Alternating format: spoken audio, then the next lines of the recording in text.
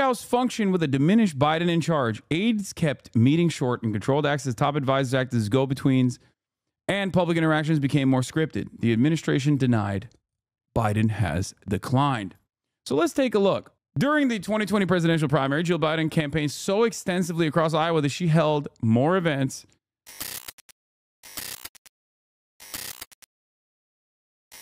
So let's get to it. Is Biden quiet quitting in his final days in the White House?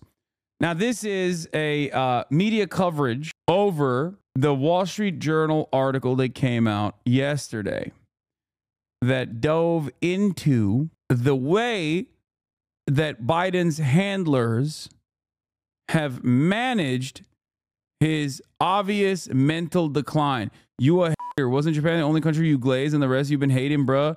Just keep it real. You a hater, bro. First of all, I love the idea that there are countries that I glaze unconditionally. You should probably tune in when I talk about, imperial Japanese war crimes that the current Japanese government refuses to acknowledge. And you will develop a better understanding that I am a generational hater of all countries. Okay? It is entirely dependent on what we're talking about. And it's funny to say this when I'm in the process of glazing Poland, a country that I routinely shit on.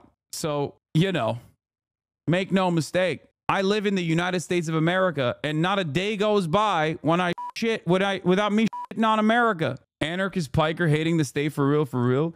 No, I think every state does a tremendous amount of awful things that are worthy of criticism, that deserve criticism. That's simply put, I want all states to do better by their citizens. I want all states to actually work at the behest of the welfare of its citizens. You got an issue with that, take it up with your representatives. You're entirely wrong. You've never hated on the Swagapeens because it's impossible. Okay, true.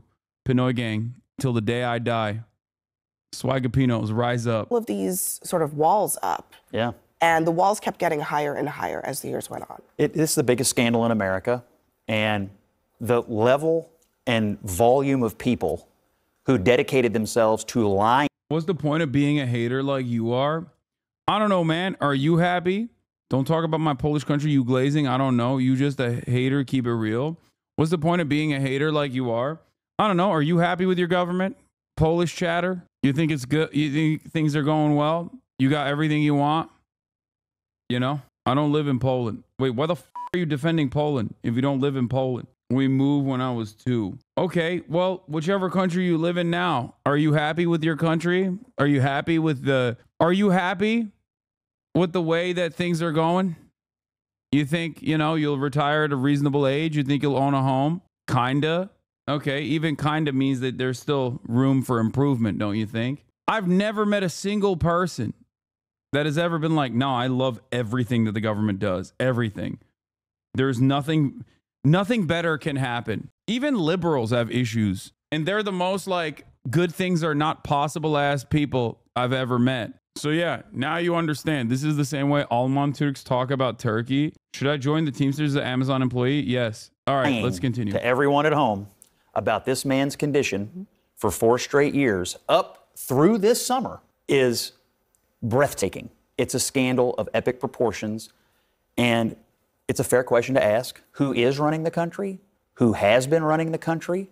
And as I said earlier, if you're worried about Donald Trump's advisors having influence, for the last 4 years, apparently this president, duly elected, but this president was not capable of fulfilling the duties of the office. And his staff and the White House lied about it and kept it from the American people. It's an absolute scandal. Look, I'll say 2 things. One is that I think Joe Biden, despite all this, had a very successful tenure. You may disagree, but I think on policy as a Democrat, he had a very successful 4 years.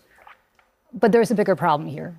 And that is that I think Democrats are at the point where Republicans might have been right after the Bush election or after the Bush term was up, which is that I think Democrats are starting to mistrust their institutions. And this goes back to a bipartisan effort to lie us into the Iraq War, not just by George Bush, but also by a lot of Democrats.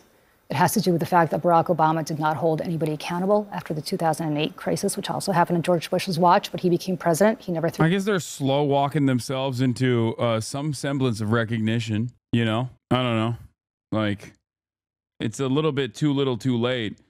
And perhaps more importantly, you and your chat is a hater bubble law. Y'all haters. All right, man. I'm afraid you are perhaps making all of the other Polish chatters in the chat look bad by behaving like this. I tried to have a normal conversation with you, and it seems like it's impossible. Yes, Tupac for life. I think that there's good reason to hate on your government if it's not giving you the things that you deserve. Through a hostage on the tarmac from Wall Street. You saw the rise of Bernie Sanders as a result of that, and you saw a lot of institutional Democrats, me included, saying, no, no, no, this is not the time. We have to stick with the institution. And I think you have a lot of Democrats now, me included, who are pretty sick of the institution and trusting people in the institution. And You're a Democratic strategist. What do you mean? That's kind of funny. Just one example, most recent example, I think, of people institutionally lying to the American people.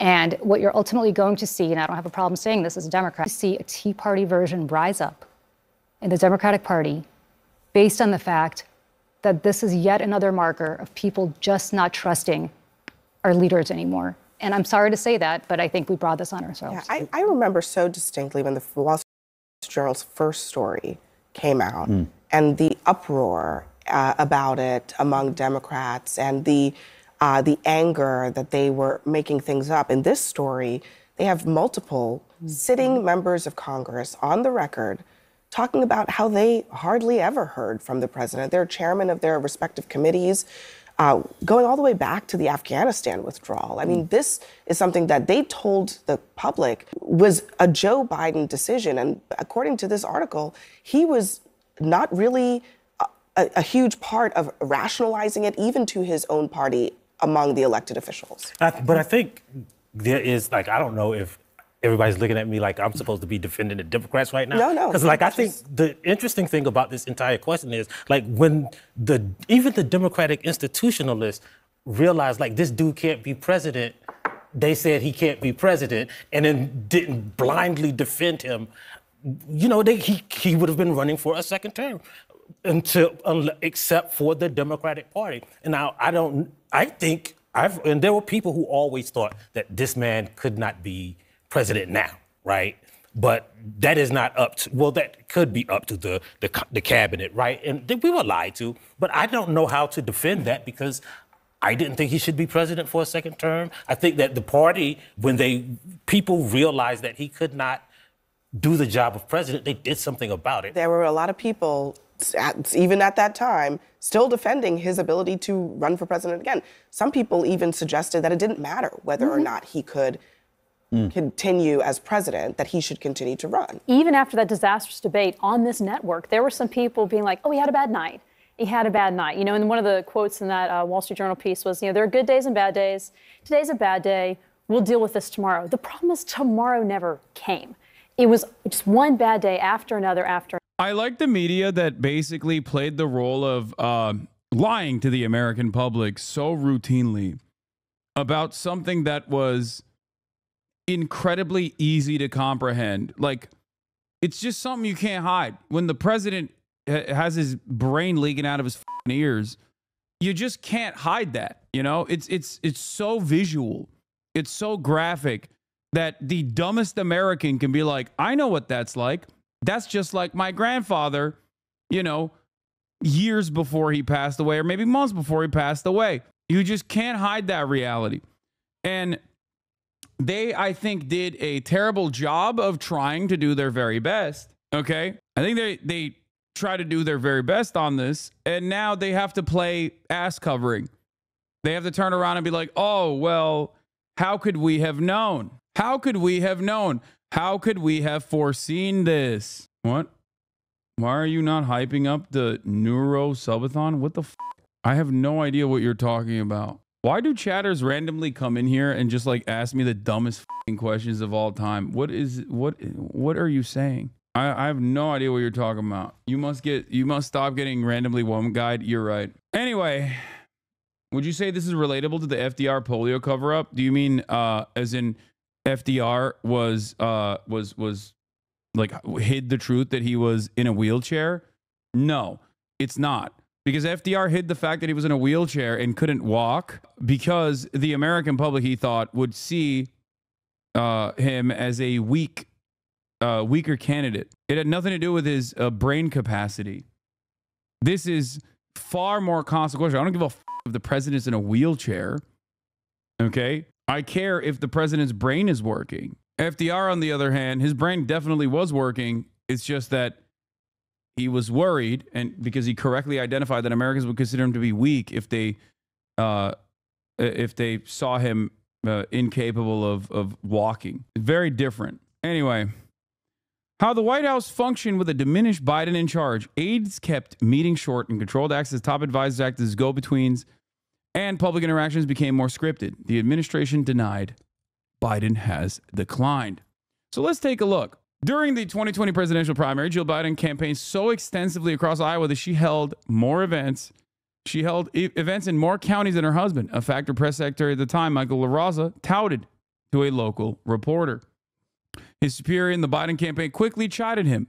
As three rode in a minivan through the state's cornfields, Anthony Bernal, then a deputy campaign manager and chief of staff to Jill Biden, pressed LaRosa to contact the reporter again and played down any comparison in campaign appearances between Joe Biden, then 77, and his wife, who was 8 years his junior. Her energetic schedule only highlighted her husband's more plodding pace, LaRosa recalls being told.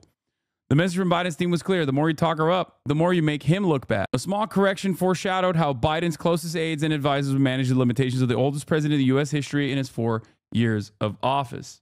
This is propaganda and lies. Biden was just fine. He's just a shy guy. Stop lying to your audience. True.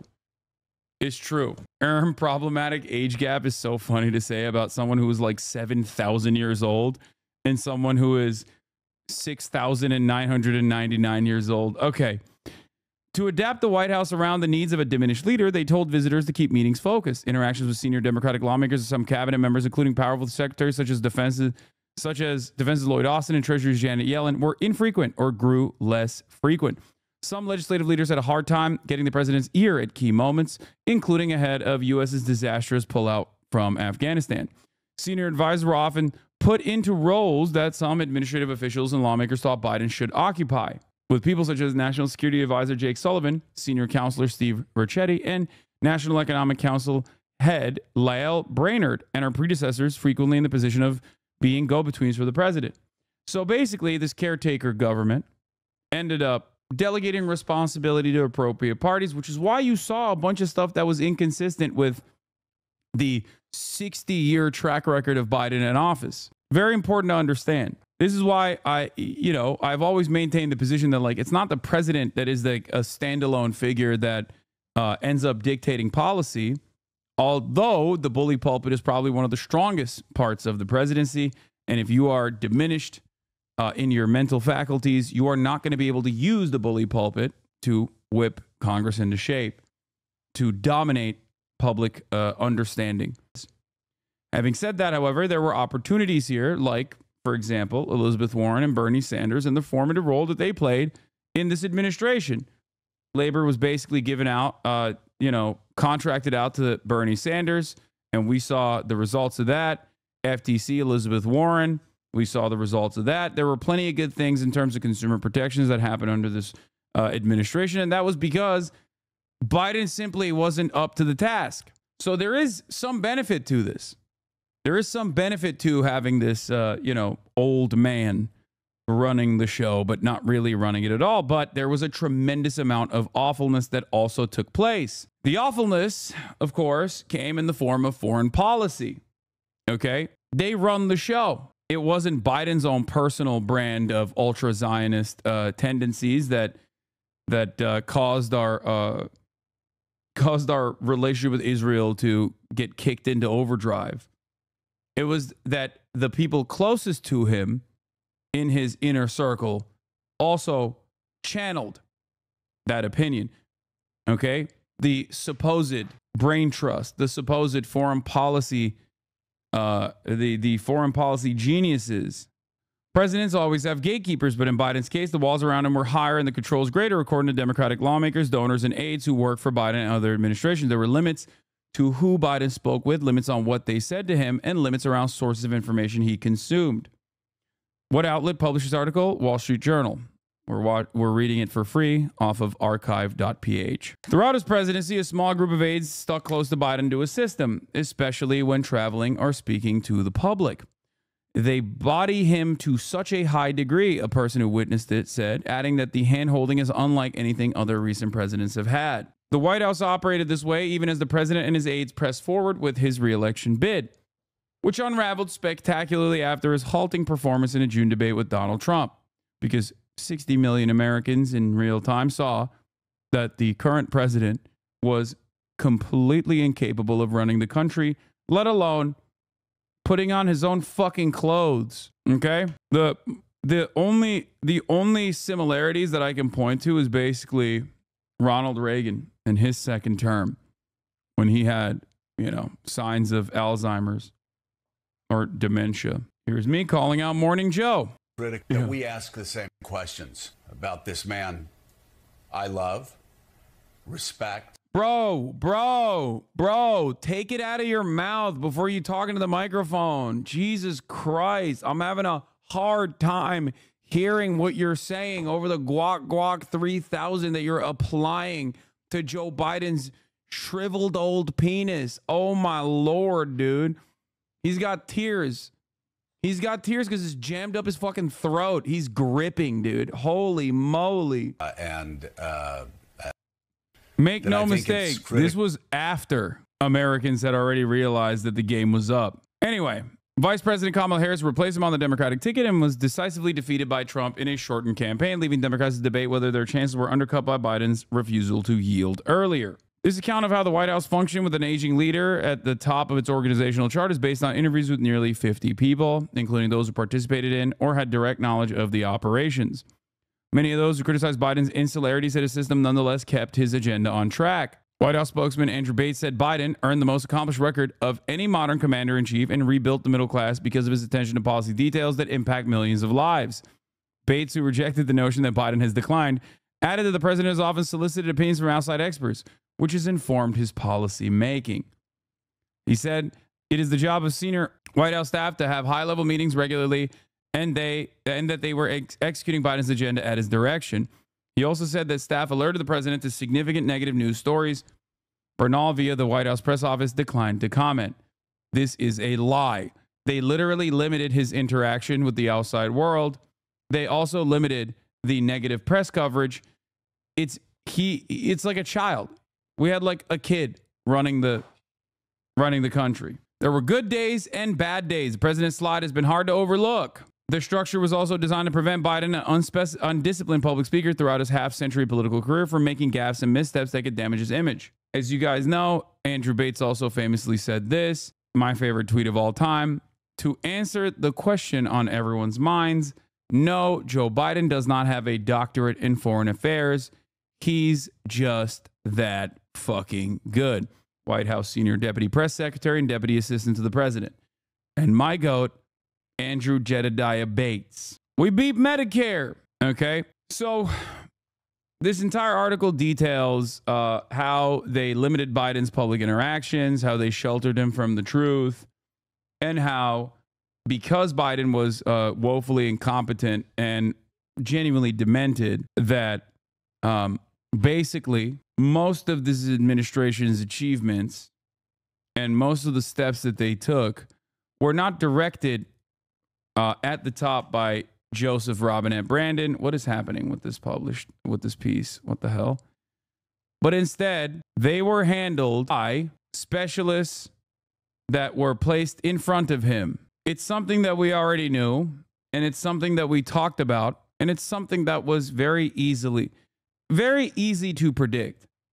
This is something that I've been saying since 2019, talking about how ridiculous it is that Democrats are going to drop the incumbent's advantage by putting forth a person who will not be able to run for office again. Problem is, the Democrats, being the silly little incompetent party they are, refuse to put a successor as the vice president in the Biden administration and then build that person up. And this is precisely how we arrived at Kamala Harris. Kamala Harris was not chosen because of her acumen, her charisma, or any sort of ideological predisposition that she has. Kamala Harris was chosen not to outshine Joe Biden, first and foremost. Kamala Harris was also packaged as a simple identity politics slot. Joe Biden actively said, I'm going to pick a black woman. Yes, here is something I said in 2020. One truly wild thing that we haven't really talked about is Biden's stated interest in being a single-term president. Like we're just going to throw away our incumbent advantage because Joe's going to be a vegetable by the end of his presidency. Truly incredible stuff. Joe Biden chose to look at the smears that the Republicans oftentimes apply to any person that is not white or a man, DEI, and adopt it and say, yes, I'm doing a DEI candidate. Now, this doesn't mean that Kamala Harris didn't have the bona fides, right? I think that, you know, she has, her resume is decent. Maybe not for presidency, maybe not for vice presidency, but it's still, she's a competent person. Problem is, that's not what she was chosen for. She was chosen because she would not be able to outshine the demented president, okay? A lot of this stuff unfolded when he also had the special counsel interview him, Robert Hur, right? That was his name, I believe. That interview surrounding the classified documents investigation showed, according to Hur's own assessment, that Joe Biden was incapable of remembering key details about his own life, and that if presented in front of a jury, would come across as a bumbling old fool who was well-intentioned. If you recall, the media was very upset about this detail being revealed, except feel like he was a little bit vindicated, don't you think? He was. He was vindicated because he was right that Joe Biden was a doddering old fool. But they insulated him nonetheless and had a relatively adversarial relationship with the media, despite the reality that the media played ball with the Biden administration, in my opinion, with the exceptions of the Afghan withdrawal, which was one of the only good things that Joe Biden did in terms of his foreign policy accomplishments. You sound like Fox News. Shut the fuck up. So now this fool's sucking Trump dick now too. Hasan kissing the Trump ring now too. Yes, that's what I'm doing. Just like I was doing that all the way back in 2019 and in 2020 when I said Joe Biden should not be the candidate. He is far too old. That's what I was doing. I was kissing. I was bringing up every mistake that I talked about in this campaign cycle, even in the Kamala Harris truncated campaign. It was actually done not because I wanted a more competent Democratic Party, because I understood that Trump's fascist second reign would be devastating for not just the United States of America, but for the rest of the planet. But it was actually because I was secretly hoping that the Democrats would hear what I was saying and do the exact opposite so that they would lose to Donald Trump. You found out my schemes, chatter. You figured it out. It is pretty funny to be this much of a Democratic Party loyalist at this stage when you have Democratic strategists on CNN turning around and basically sounding like me months after the election defeat, even though originally they were institutional defenders. Kind of interesting, don't you think? They're coming to that recognition as well. Weird. When I criticize the Democratic Party, I don't criticize the Democratic Party because I cynically want the Republicans to win. I criticize the Democratic Party because I want them to be a competent counterbalance to growing fascism in this country, because that is the only game in town. The unfortunate reality is that we exist under a duopoly. It's either the Democrats or the Republicans. I recognize that, which is why I reserve my criticisms with the hopes that the Democrats, you're all Monday morning quarterbacks. No, as a matter of fact, I'm not a Monday morning quarterback, okay? I'm a Sunday quarterback. I'm calling out the plays while it's happening. There's a difference between claiming that this is the aftermath of a resounding defeat. But the irony, of course, is that I quite literally was doing this analysis while the failure was happening, warning that this would be a dangerous gamble. Also, I showed you a tweet from 2020 that is far before the next NFL season started. I don't know how you would consider this Monday morning quarterbacking when it was clear criticisms from way before the devastating results of not implementing a change. Wild that you fail to comprehend this and still angrily lash out. Very interesting. There are definitely a lot less liberals who operate like this nowadays, but it's always cool to see one that, you know, still has that dog in him, where the real fight is actually not pushing the Democrats to actually legislate in a competent manner or fight in a competent manner, but instead to call out those who correctly called out the Democratic Party and refuse to learn a single lesson from this electoral defeat. Those numbers are diminishing. People like that are no longer as loud. Part of it is because they believe whatever they saw in mainstream press, okay?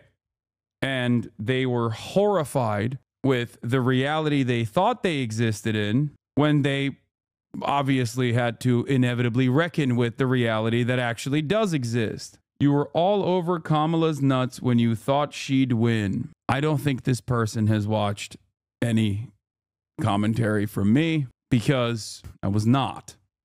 Even in the most hopeful moments, I reserved a little bit of skepticism because of the many years of seeing how the Democrats have operated. I suspect, considering that you've been following me since last month, maybe you were oblivious to that reality.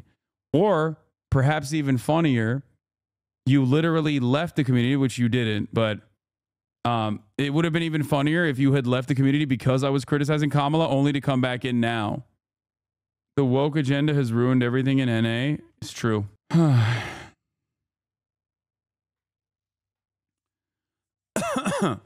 49.9 PV percentage PV is not a landslide victory. No, but it was a resounding defeat for the Dems. Yeah. A lot of the people who are still chirping and still angry at the fact that, like, the Democrats keep bringing me up as a Joe Rogan of the left, those people were also consistently saying, I am not with Kamala Harris enough. I wasn't sufficiently backing Kamala, using my massive platform to back Kamala Harris unconditionally. Yeah. So, yeah, this entire thing is, this entire article is vindication. And all of the media coverage surrounding this Wall Street Journal reporting is basically them engaging in the age-old process of ass covering. To be like, oh, well, we couldn't have known.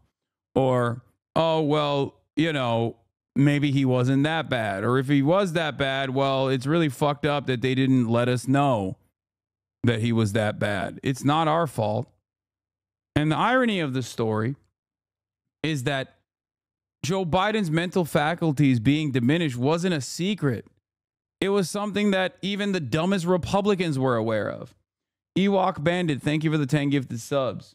Or another. And this kind of shielding President Biden, lying to the American people, telling them, don't believe your lying eyes, is yet another reason why President Trump was so successful. Because people just don't trust what they're being told. When they see clearly there was a decline in President Biden, and you're told, don't believe your own lying eyes, nothing to see here, people go, all right, what else are they lying to us about? He also, in this lame duck period, has, I mean, look, we talk about all the time how Democrats ran on Trump being a threat to democracy, but just listen to what has changed between January of 2024 and just yesterday. Trump's assault on democracy isn't just part of his past. It's what he's promising for the future. I think it's pretty crazy when you have a Roy Moore strategist openly communicating on CNN instead of being shunned out of every public space. Roy Moore famously is the former Alabama Supreme Court Chief Justice who ran for the Alabama Senate seat and actually lost to a Democrat. Why did he lose to a Democrat? Because he was outed as a pedophile.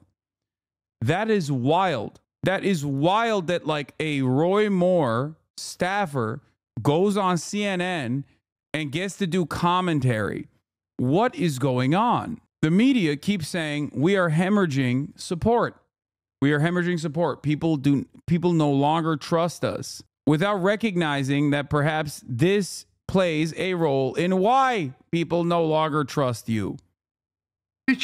He's being straightforward. He's not hiding the ball. The fact that he doesn't abide by the rules of the democracy we've established is not my concern. My job is to make a transition workable and available. That's hard to watch, and I've got nothing for you. I got no excuses for certainly. I think all of America sees what's going on here. I will say I was at the White House this week for a Christmas party, and Joe Biden talked for about 10 minutes. He cracked some jokes, and he was pretty lucid, and it was a good. But it certainly was not prepared, in my opinion, to run the country.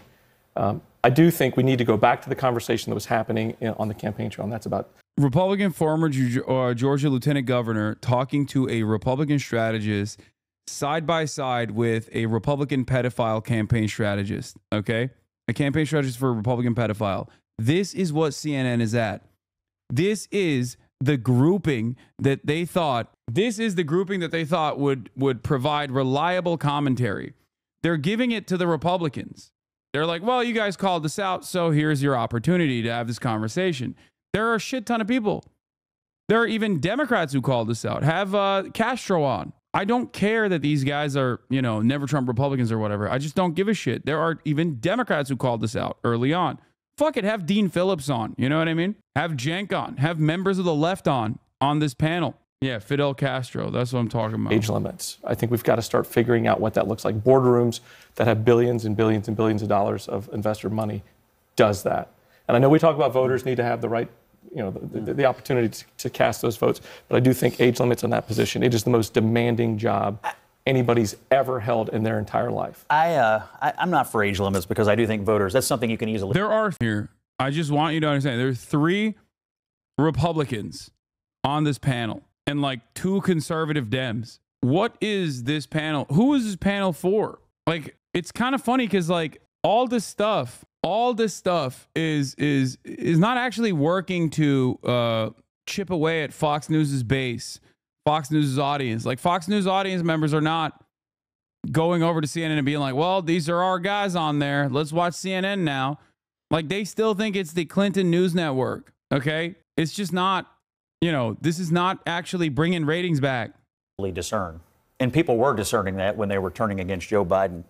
I just have to ask when the accountability is going to come for every single person who sat in front of a television who held some position of responsibility and lied their rear end off about what they were seeing behind closed doors. People came on television and said, oh, I'm with him all day, and he's really engaged, and he's doing the job, and he's running circles around us, and these videos are cheap fakes, and on and on and on.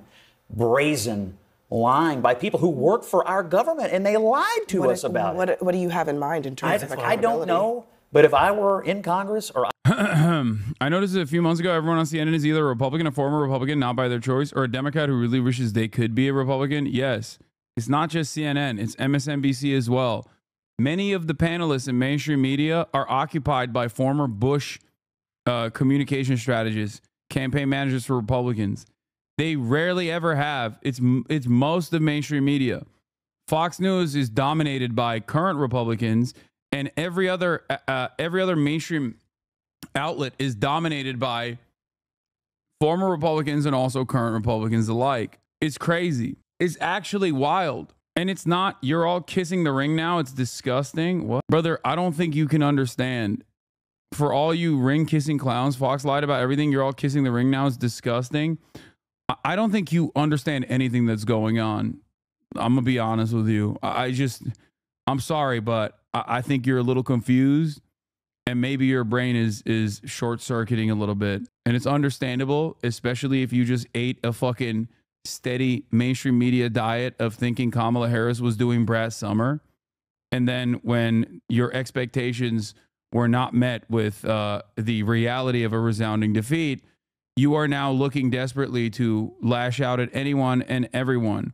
CNN, MSNBC, ABCU, all sucking Trump's dick. If you think I'm sucking Trump's dick, you're unfortunately mistaken. I'm going to be nice. I'm going to be as nice as I can, but you should probably stop hallucinating.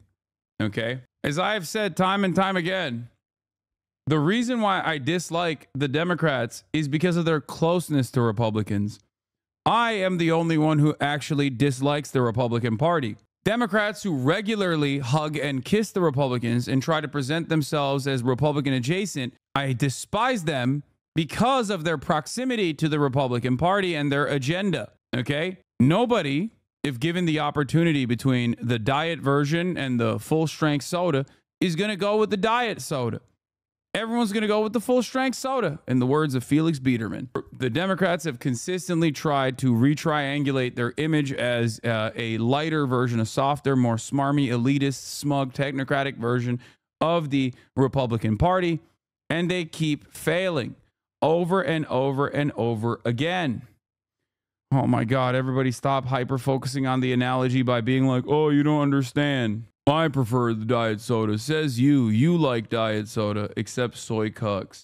If I were the incoming administration, I would be thinking about, because I agree with you on institutional trust. I think there is a lack of trust across the board. It's happening in your party. It's been happening in my party. How do you ever regain trust if there's no accountability for the people who lied us into the deficit in the first place? That's my question.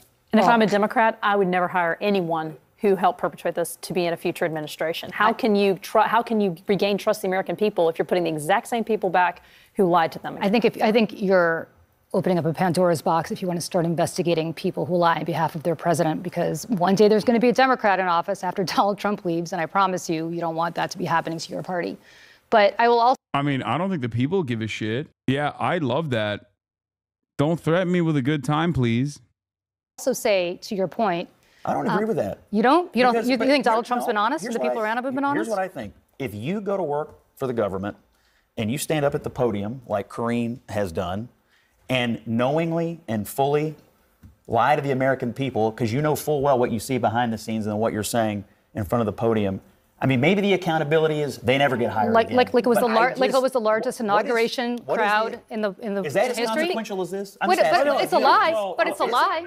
It's a lie. That's so funny that they got the Republican strategist dunking on them. It's crazy. I mean, he's not even wrong. This guy is gaslighting Wolf. He's not wrong. Yes, Trump and members in his orbit lie all the fucking time too. So bring up a better point than the inauguration numbers, okay? Talk about how Donald Trump denied the election results. Donald Trump has never had a moment. Donald Trump contradicts himself in the same sentence half the time. The best thing you got there is inauguration crowd sizes? Like, what are we doing? Are you fucking insane? Like, even when they have controversy, it's still managed controversy. It's like, it's done on the boundaries of things that are relatively, they're marginal, they're inconsequential. That actually hates Republicans, okay? I'm gonna say it. I'm saying it, dude. I think Democrats don't fucking hate Republicans as much as I do, okay? They love saying, oh, I guess you want to vote for Trump then. But like, dude, you don't fucking hate Republicans. You want them in your party. You desperately advocate for them to come to your party. You literally have them at your convention. You have them at your fucking convention. You have them come and speak at your convention. You literally have their loyal soldiers come speak at your convention. The border guards, the fucking cops. Like, you love them. You want to fuck the Republicans. You want to hug the Republicans. You want to kiss the Republicans. You want to be Republican. You want to be Republican. You're just a fucking Republican. I hate Republicans. You don't. You want to fuck them and you want to suck them. Okay? So stop with this bullshit. I was in a hotel room after the this was the final night of the DNC when I was saying this. Okay? My neighbor in my hotel room came to my door and complained, even said, I actually agree with a lot of the things you're yelling about, but can you please pipe down? That's what he said. Very funny moment in HasanAbi broadcast history. Systemic problem, right? Because I agree with your comments around. Who? All right, let's watch the 5 do their victory lap over Brandon's senility. Who is running our country? That's the question everyone is asking after a bombshell report from the Wall Street Journal blew the lid off Joe Biden's declining mental state and how the White House has been covering it up right from the very start. According to the Journal, signs that the commander-in-chief was diminished stretched all the way back to, quote, the first few months, with aides adjusting his schedule, noticing Joe becoming tired if they went long, and he started making mistakes. So they kept meetings short and started controlling who he spoke with. And like a good little lapdogs, the media aided and abetted the cover-up. Remember this lunacy? F you if you can't handle the truth. This version of Biden, intellectually, analytically, is the best Biden ever. Not a close second. I'm not even going to ask a question on that. It's so absurd. Jesse, they say that the 50 sources say they noticed in the first few months that he couldn't handle things. But do you remember they're using COVID as an excuse for him not to campaign, not to get out there and to have the basement campaign where, remember, cars, they would beep if they supported Joe Biden? There were 8 of them. Yeah, so they kept the COVID structure throughout the rest of the presidency. And he was treated like an aging dictator, an aging king. You know, the same things they said about Trump were true of him. He was isolated. He was out of touch. He was... It's pretty funny because they have, like, so much good footage of him just being a fucking bumbling old fool, stumbling around, you know what I'm saying? It's just, there's so much good coverage on here. They get to do this victory lap because even though they were doing it on partisan reasons, they were still correct. Even though they were doing this on partisan grounds, they still stand corrected. It also, once again, plays a role in undermining the integrity in the eyes of the broader public of mainstream outlets and makes it seem like Fox News was right all along. So that's a bit of a self-goal, a bit of a self-own from mainstream outlets once again. Mentally unfit. People were keeping things from him. They wouldn't give him bad polling. They wouldn't give him bad headlines. He was AWOL during the lead up to Afghanistan. People were trying to get him on the phone at key moments. There's no way to get a hold of the guy. And he delegated his presidential powers to his staff, Judge. So when people ask, well, who's really the president? It was his staff. His staff were executing the duties of the president.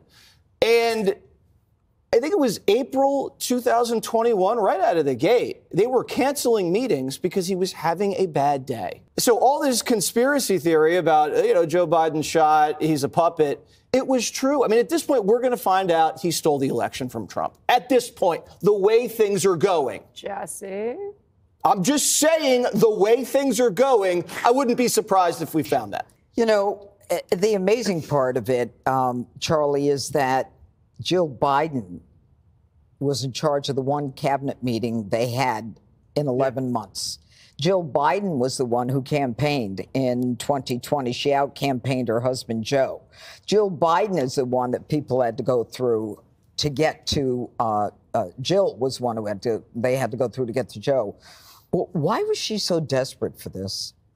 I guess. I mean, we don't know, but I guess it was because she was desperate to cling to the White House and to remain relevant and remain in the White House, because we don't have any other better answer than that. Obviously, this is all Joe Biden's responsibility. He's the one that allowed this to happen. But she bears a lot of responsibility for allowing it to happen to her husband. It's embarrassing. It wrecks whatever legacy he might have had. He leaves office the most unpopular president in the history of polling. And I also think that, and I hope that the people that are around him that lied to him, lied to us, lied to everybody, and kept this Weekend at Bernie's charade going all this time, don't escape scrutiny, and people don't forget that what they did to us. They talk about destroying democracy and taking democracy away. Yeah. There's no greater example of destroying democracy and taking it away than actually having the person that got elected be. I mean, they lied to him about. They shielded him from outsiders. They lied to him even as late as the campaign. They were lying to him about his pollsters, about his polling. They wouldn't let him talk to his pollsters. So even he didn't have any idea how bad things were going into the summer. There's a lot of blame to go around for everybody. Joe Biden is most responsible, but I hope that nobody forgets that what these staffers did to undermine democracy. You know, Dana, the interesting thing is that before Joe Biden spoke to this special counsel, Robert Hur, for 1 week, he would spend 3 hours every day prepping. And the only thing that we got out of it was Hur said, this is a friendly guy, an elderly man with no memory. And this was the point where Putin goes into Ukraine, where Hamas attacks, where Joe was actually funding Iran, which is then funding Hamas. And it's one of the darkest periods in American history.